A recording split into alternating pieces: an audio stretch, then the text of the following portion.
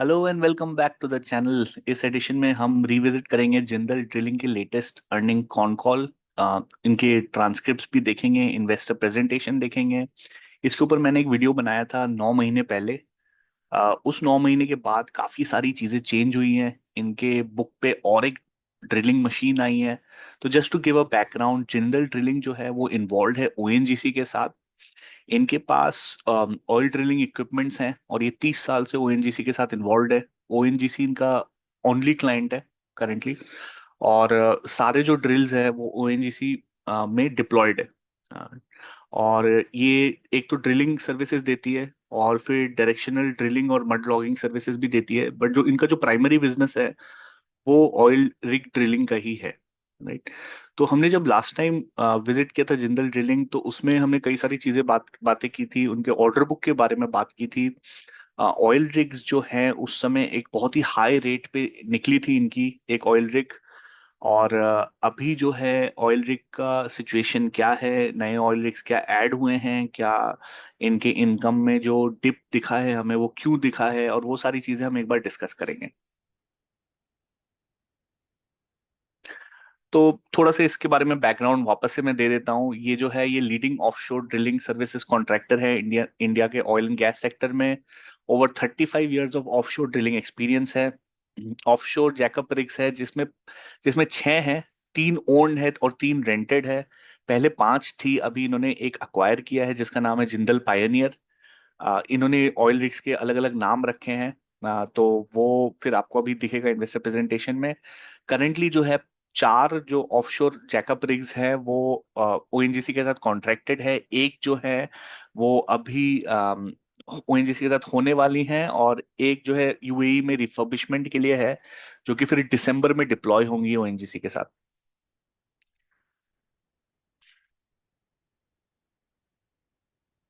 तो यहाँ अगर देखें इसका breakup in terms of owned and rented, तो आप देखेंगे कि एक एक बहुत ही यूनिक चीज आपको दिखेगी। जो ऑयल रिग्स हैं वो ज्यादातर बहुत ही पुरानी बिल्ड है। जैसे 2008 में बिल्ड है डिस्कवरी वन, और ये जिंदल सुप्रीम जो है उसमें इन्हांसमेंट हुई है। 1975 में बिल्ड थी, 2006 2016 और 2020 में इन्हांसमेंट हुई है। फिर वर्च्यू वन जो है वो 2008 में बिल्ड है, जिंदल स्टार 2013 और जिंदल एक्सप्लोरर 2014। सो इन अ वे अगर देखा जाए तो पूरे वर्ल्ड में एक limited quantity of oil rigs हैं। और because of demand and supply फिर वो ऑयल रिग के प्राइसेस अप एंड डाउन होते हैं। बीपी जो है, जो ब्रिटिश पेट्रोलियम है, वो ओएनजीसी के साथ एक तरीके से एक जॉइंट वेंचर में काकीनाडा और और गोदावरी कृष्णा गोदावरी का जो बेसिन है उस पे एक्सप्लोरेशन कर रहा है। और उस एक्सप्लोरेशन के बेसिस पे अगर और फास्टर तरीके से ऑयल डिस्कवरी होती है तो उसका फायदा जिंदल ड्रिलिंग को डेफिनेटली दिखना चाहिए। उससे ये भी होगा कि जो फॉरेन की जो ऑयल रिग्स हैं वो एक तरीके से वो भी रेस में आ जाएंगे, बट क्योंकि उनके डे कॉन्ट्रैक्ट्स और डे रेट्स थोड़े हायर होते हैं, तो ONGC would most likely prefer to go with Jindal with go with Indian drilling services. तो यहाँ पे अगर हम देखें तो इनका ऑर्डर बुक का ब्रेकअप है। तो करेंटली जो है 1369 करोड़ का ऑर्डर बुक है। और ये इनमें डिवाइडेड है। और अगर आप यहाँ पे देखेंगे तो ये जो रिग के रेट्स निकले थे 88,859, और अक्टूबर 23 टू अक्टूबर 2026 में वर्च्यू वन में 8633 के रेट निकले थे। तो जैसे ही ये कॉन्ट्रैक्ट हुआ था अक्टूबर 24 में, तो हमें जो दिसंबर का जो रिजल्ट आया था दिसंबर 24 में, वो अचानक से एक शार्प राइज देखने को मिला था just with the 2 month inclusion of Jindal supreme के हाई ऑपरेटिंग डे रेट पे। जो उसका इंक्लूड हुआ था उसके बेसिस पे एक हाई शार्प इंक्रीज देखने मिला था। और क्योंकि उसका अर्निंग एक तरीके से धीरे धीरे हो रहा है, तो वो ऑब्वियसली एक smaller part of the book बनती जाएंगी। तो करेंटली 155 यूएस डॉलर मिलियंस पे का ऑर्डर बुक पेंडिंग है। बट जैसे जैसे ये कॉन्ट्रैक्ट खत्म होंगे, ये वापस से ओएनजीसी के साथ रीडिप्लॉय होंगे। अभी जो मोस्ट रीसेंट क्वार्टर का रिजल्ट आया है उसमें आपको कुछ चीजें दिखेंगी जो काफी अनोमली है। एक तो आपको दिखेगा कि प्रॉफिट्स काफी हाई आई हैं। तो प्रॉफिट्स हाई इसलिए आई हैं क्योंकि यहाँ पे एक अदर इनकम का एडजस्टमेंट हुआ है 100 करोड़ का। ओएनजीसी का एक केस चल रहा था जिंदल ड्रिलिंग के साथ, जो कि 2013 से आर्बिट्रेशन पे था। वो केस में ये था कि जो भी सर्विसेज जिंदल ड्रिलिंग ने प्रोवाइड किए थे, ओएनजीसी ने उसे कहा था कि वो उसके सिस्टर कंपनी, उसके सब्सिडरी कंपनी डिस्कवरी के थ्रू उसको सेटल कर देंगी। But Jindal drilling did not agree with it and they filed for a case. और उस समय की जो 66 करोड़ थी with forex fluctuation and interest rate adjustment, वो 166 करोड़ पे सेटलमेंट की बात हुई है। और वो जो 166 करोड़ है, उसमें से 100 करोड़ जो है वो अभी बुक हुआ है इनके अदर इनकम में। तो इसीलिए आपको इस बार का जो नेट प्रॉफिट अगर आप देखेंगे, तो उस नेट प्रॉफिट में आपको एक बड़ा शार्प इंक्रीज दिखेगा। बट उसके जो रेवेन्यू है, रेवेन्यू में आप देखेंगे एक स्लाइट डिप दिखेगा। वो डिप इसलिए है क्योंकि ये जो रिग है जिंदल पायनियर, ये अंडर रिफर्बिशमेंट है यूएई में। और अभी जो फॉरेक्स फ्लक्चुएशंस हुए हैं उसके वजह से भी एक स्लाइट डिप रेवेन्यू में देखने को मिला है।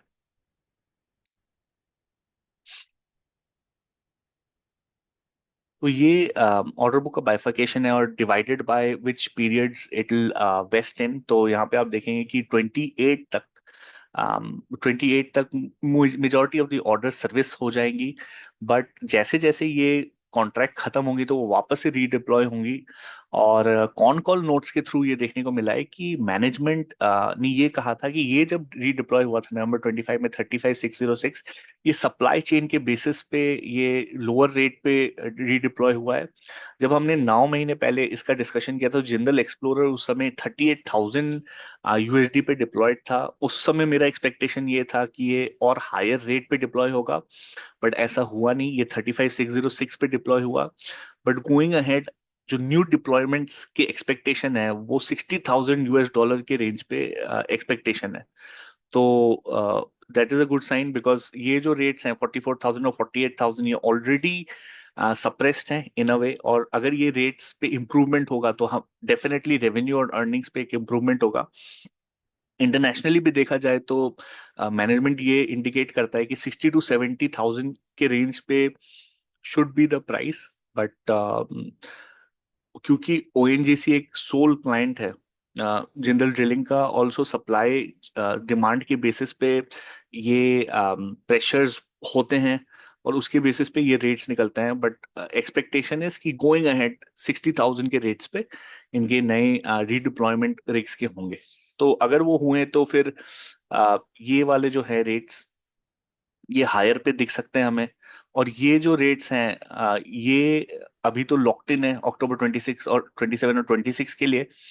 और उन्होंने ये भी कहा है कि जैसे जैसे ऑयल एंड गैस की एक्टिविटी एक्टिविटी इंडिया में बढ़ेगी, उससे रिग सर्विसेज को बहुत फायदा होगा, उनके डे रेट्स इंप्रूव होंगे। तो that's what their hope, that's what their wish is कि through collaboration with foreign partners like British Petroleum, through their expertise, through their services, they are able to shore up and reduce the cost of oil discovery.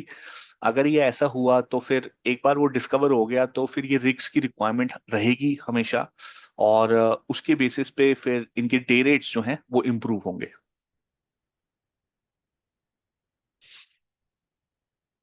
तो यहाँ पे आप देख सकते हैं कि कैसे रेट्स, कैसे ये रेवेन्यू पे एक जंप आया है। तो Q1 FY 26 में 263 का रेवेन्यू है, टोटल रेवेन्यू। और Q2 FY 26 में 347। यहाँ पे काफी फ्लैटिश रहा है। बट ये जो है 183 से 254 है, ये जो हुआ था आपका 254 और 264, ये जो 88,000 वाले जो रिग्स इंट्रोड्यूस हुए थे उसके बाद ये हुआ है।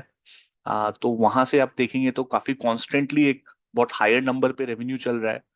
और ये this this is likely due to the other income that was the case awards that was there. So उसके बेसिस पे 347 पे है। ईपीएस में ये 42 जो है ये वन टाइम है। तो इसीलिए ईपीएस आप देखेंगे 17 रुपीज पर शेयर, 18 19 है, सडनली वो 42 रुपीज पर शेयर पे चला गया। तो 42 रुपीज पर शेयर एक बहुत ही क्या बोलते हैं वन टाइम एडजस्टमेंट है। तो उसको कंसिडर नहीं करना चाहिए, क्योंकि वो 100 करोड़ जो था आर्बिट्रेशन केस पे 2013 से जो चल रहा था, उसका एक बुकिंग था, और ये एक वन वन ऑफ है, और ये कंसिस्टेंटली 42 पे नहीं दिखेगा हमें। Similar I think PAT and PAT percentage, ये 22% की मार्जिन पे चल रहा था और अचानक से 51% पे चल रहा था, is also because of the arbitration.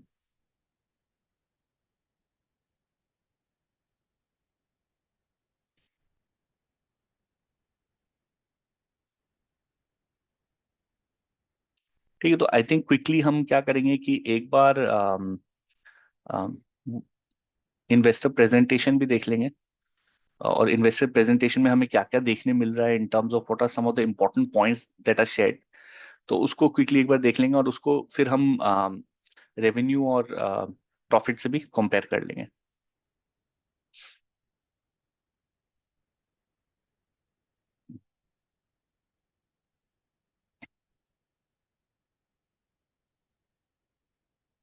तो मैनेजमेंट यही कह रहा है यहाँ पे कि total revenue increase sharply in Q2 FY26 on account of favourable outcome of a very old litigation. ये वही ONGC वाला लिटिगेशन है जो 2013 में आर्बिट्रेशन से था। तो उस पे they won, they've had a favorable outcome, and that is where they booked 100 crores। And यहाँ पे ये भी कह रहे हैं कि operating revenue EBITDA we broadly consider previous quarter, the slight dip on operating revenue is visible on account of de-hire of two rigs, Jindal Explorer and Jindal Pioneer, and impact of foreign exchange fluctuation. Jindal Explorer is currently in its final stage of post refurbishment approval and will be redeployed in another week to 10 days। तो ये con call का date हम बात कर रहे हैं, तो ये ऑलरेडी डिप्लॉय हो गया होगा जिंदल एक्सप्लोरर। जिंदल पाइनियर जो है वो यूएई में रिफर्बिशमेंट चल रहा है उसका, और वो fourth quarter of this financial year पे उसका रीडिप्लॉयमेंट होने वाला है। इनका जो कैश पोजीशन है, ये 295 करोड़ का इनका कैश पोजीशन है, which is increase from 111 crore in March 2025। इसके ऊपर क्वेश्चन भी पूछा गया था कि 295 करोड़ का करने क्या वाले हो, क्या आप ये पब्लिक को देने वाले हो इन टर्म्स ऑफ डिविडेंड या बोनस इशू, या कुछ आप इंसेंटिवाइज करोगे शेयर होल्डर्स को। So what they have said is कि they don't believe in debt, in terms of taking more debt, and each refurbishment that goes through requires some money.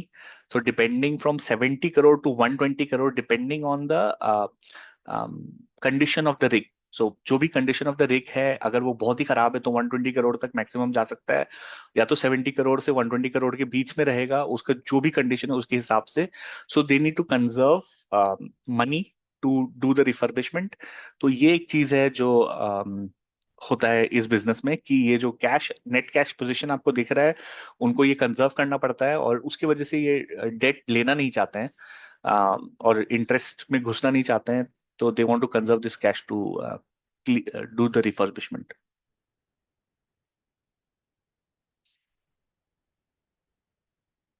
और ये मैं बता रहा था, वर्ल्ड वर्ल्ड में कैसे रिग्स का सप्लाई चेन और ये सारी चीजें हो रही है। तो ये मैनेजमेंट यही कह रहा है कि there are no new rigs being build in the world, and obviously the old rigs are getting dated and getting shelved out. So the value of the current rigs that we have should increase with increased production over the world. And if the demand is more than the supply, which is limited, hence we expect the rigs to have more demand in the future। तो ये वही कह रहे हैं कि कोई नए production हो नहीं रहे रिग्स के, और ये अभी तो साइक्लिकल है, बट जैसे जैसे डिमांड बढ़ेगा, प्रोडक्शन का डिमांड बढ़ेगा, तो उस पे रिग्स का डिमांड डेफिनेटली एक बढ़ेगा। Prices remain as what you're talking about in mid 70s to the 90s, depending upon again the supply and demand। तो ये कह रहे हैं कि आइडियली 70 to 90 में होना चाहिए। अभी हम इनके देखें कि जो इनके जो पांच थे, उसमें सिर्फ दो ही हैं जो एक 80 पे है और एक 88 पे है, और बाकी जो है दे आर लैंग्विशिंग, एक 35 पे है और दूसरा 40 और 44 पे है। So let's see how it goes. I think if it all the remaining three of them move higher up to 70s to 90s, then we'll definitely see a huge re-rating. Even now, in terms of the re-rating that has happened because of 80 and 88 is quite visible on the books. उसके वजह से revenue और earning per share पे काफी बड़ा एक ये वो बढ़ा है काफी। तो आगे देखते हैं ये जो इम्पैक्ट है ये कैसे रेवेन्यू में दिखेगा हमें। और ये फिर ये भी कह रहे हैं कि इफ डॉलर अप्रिशिएट्स एंड रूपी depreciates then it is positive for the company and vice versa in the shorter term. So what they're saying is कि because the earnings are in dollars, most of it, so if dollar appreciates then it is a good thing for them. So this is the arbitration award we are talking about, 100 crores arbitration award from ONGC. So the net profit, अगर उस arbitration award को हटा दे तो net profit सिर्फ 33 करोड़ का रहता, जो कि काफी कम था. बट जैसे हमने डिस्कस किया, दो ऑयल रिग्स जो है वो प्रोडक्शन में अभी है नहीं, वो रिफर्बिशमेंट में गए हुए थे, तो उसकी वजह से एक इम्पैक्ट हमको देखने मिला प्रॉफिट और रेवेन्यू पे. तो इस आर्बिट्रेशन अवार्ड में 66 करोड़ जो था उनके बुक्स पे था.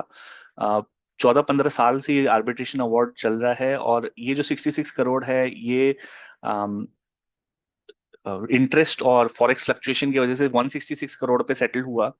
तो एडिशनल 100 करोड़ जो है ऑन अकाउंट, 100 करोड़ जो है वो उन्होंने बुक किया एज रिसीवेबल.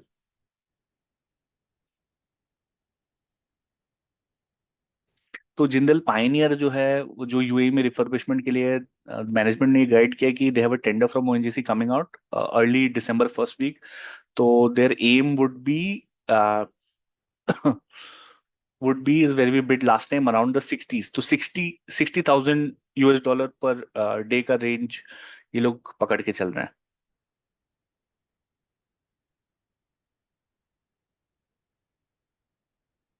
तो वो ये भी कह रहे हैं कि अभी जो जिंदल एक्सप्लोरर का 35 to 36 गया है वो कंपटीशन के वजह से उनको ये मैच करना पड़ा था. But this time they are expecting कि it would go out on the 60s. तो ये कंपनी गोइंग फॉरवर्ड इसका ग्रोथ कैसे होगा, अभी हम देखेंगे कि 10 साल तक, तो वो मैनेजमेंट यही कह रहा है कि we increase the size the company in the past 7 year through acquisition of rigs. तो acquisition of rigs is very important. उससे क्या होगा कि आपके प्रॉफिटेबिलिटी और टॉप लाइन पे एक बड़ा इम्पैक्ट होगा. तो management is bullish on it, और वो यही कह रही है कि इन 2019 Jindal drilling purchase the first rig, in 2021 it purchased another rig, and in 2025 it purchased the third rig. Although the management नीचे उन्होंने ये भी कहा है कि going ahead in the next 2 years they do not see any new purchases, but if they can stabilize this, increase their rates, then we should see some good traction and re-rating in the stock.